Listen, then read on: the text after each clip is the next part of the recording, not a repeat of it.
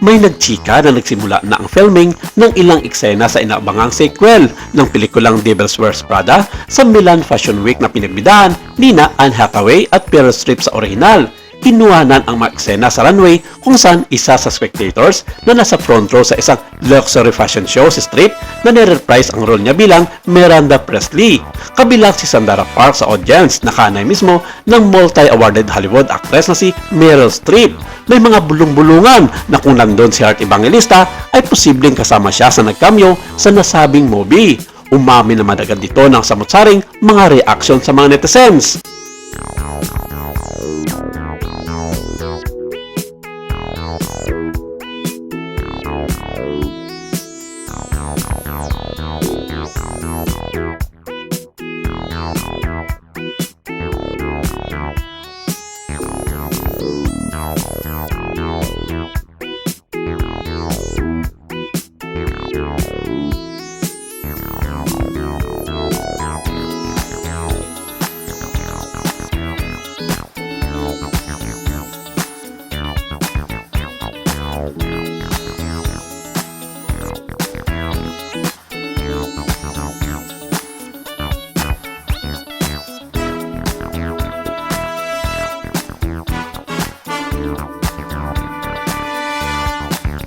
Parang lahat na lang ng gawin ni post ni Heart Evangelista sa SOCMED ay binibigyan ng kulay at intriga ng mga memang mga netizens na parang galit na galit ang mga ito sa kanyang politikong asawa.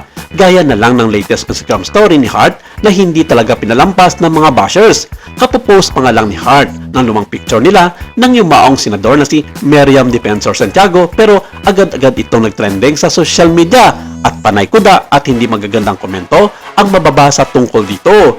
Chika tuloy ng mga followers ni Heart. Ang hirap-hirap nga raw i-please ng mga digital netizens ngayon. Nakakaloka ang mga hanas na bashers gusto lang naman ni Heart na alalahanin ang 9th death anniversary ng kanyang ninang na si Senador Miriam.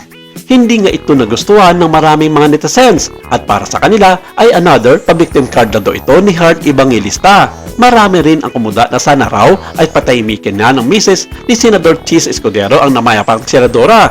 Kung matatandaan, nabanggit din kasi ni Heart ang pangalan ni Senador Miriam Defensor Santiago last Tuesday nang mag-live siya sa Instagram. Kwento ni Heart, ang yumaang politiko raw kasi ang nag-udyok sa kanya na magkaroon ng prenuptial agreement bago magpakasal kay Senator Chis Escudero. Obserbasyon tuloy ng mga nakararami, parang hindi pa rin talaga humuhupa o nababawasan man lang kahit kunti ang pagkaimbyerna ng mga taong tambay sa cyberspace kay Heart Evangelista dahil sa kanyang mister.